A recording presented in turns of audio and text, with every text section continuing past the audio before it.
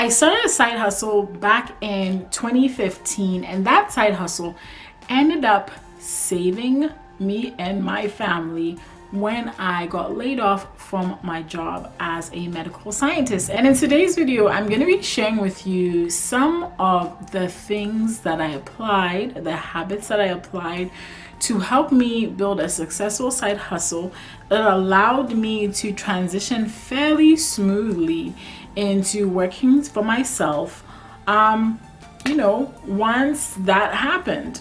So if that sounds like something you want to hear about, stick around. Hey there, bosses. If this is our first time meeting friend, you're welcome. If this is your 100th time watching me, thank you so much for consistently coming back. I'm Jean Nontra, and on this channel, I talk about freelance writing and creative entrepreneurship. If any of that sounds exciting to you, then tap that subscribe button to join our community. If you enjoyed this video, make sure to give it a thumbs up and leave me a comment below. Say hello below. I just want to hear from you today. All right. Okay, let's get right into the video. All right. So like I was sharing with you earlier, I started a side hustle back in 2015. And that side hustle ended up really paying off big time once I got laid off from my job as a biomedical scientist. Now, I want to share some of these tips with you because maybe you're watching this and you really want to build a side business, you really want to build that side hustle, but you work a full-time job and you're not sure how to fit that into your life. Okay, if that's you, then you're on the right video.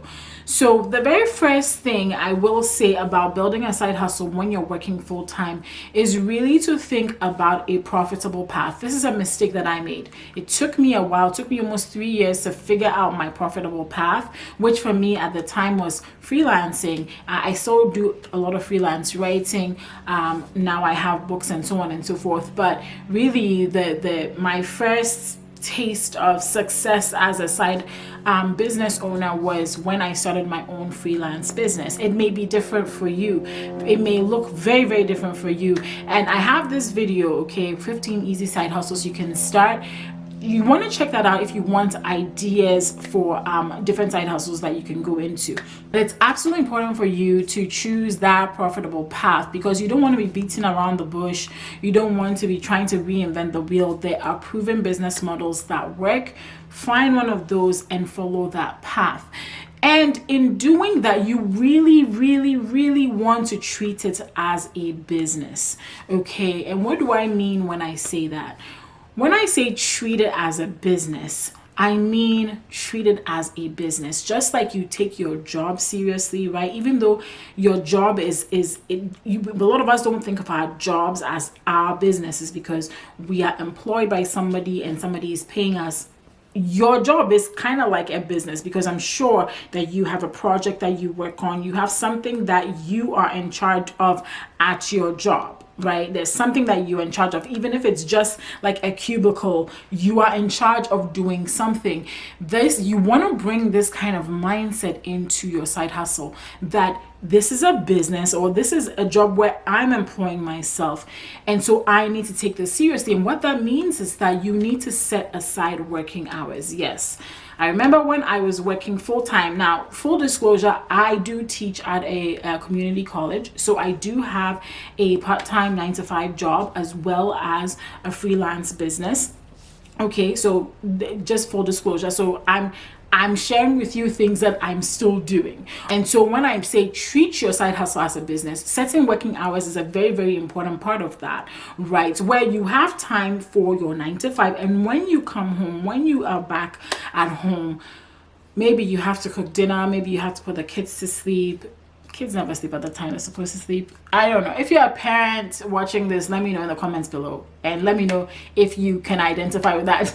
But, maybe you have to put kids to sleep. Spend time with your spouse and so on and so forth.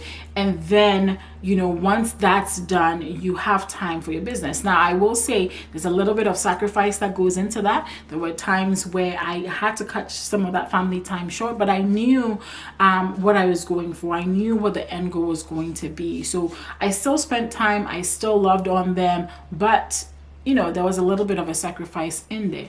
But what working hours can look very, very different in your side hustle. So for me, when I worked full-time as a biomedical scientist and then was doing my freelancing business, I usually worked between the hours of, I think, 11 to 12, 9 to 12, 9 p.m. to 12 a.m.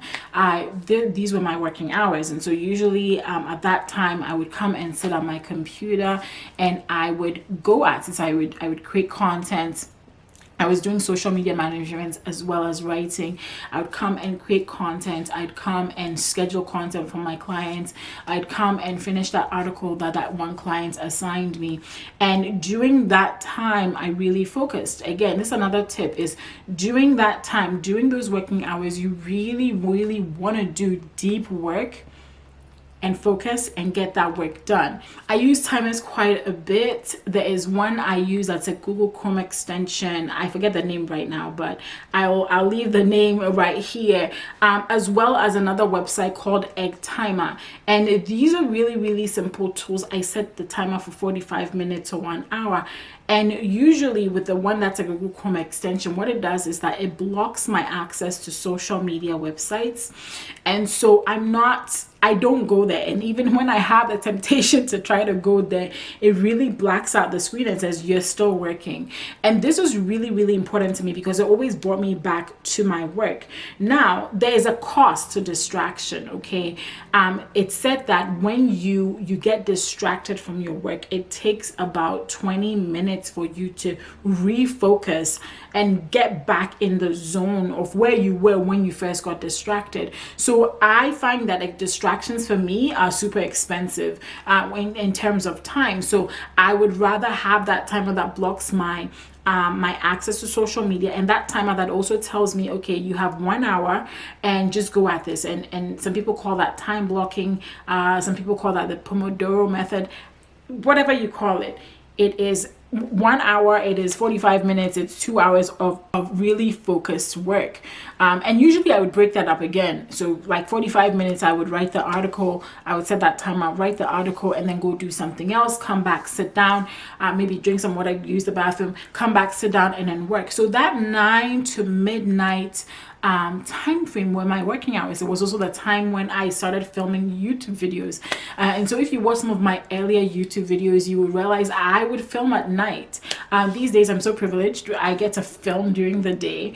But yeah, back then I filmed most of, about 90% of my videos were filmed at night, and it was filmed between 9 and midnight because that was when my son would fall asleep.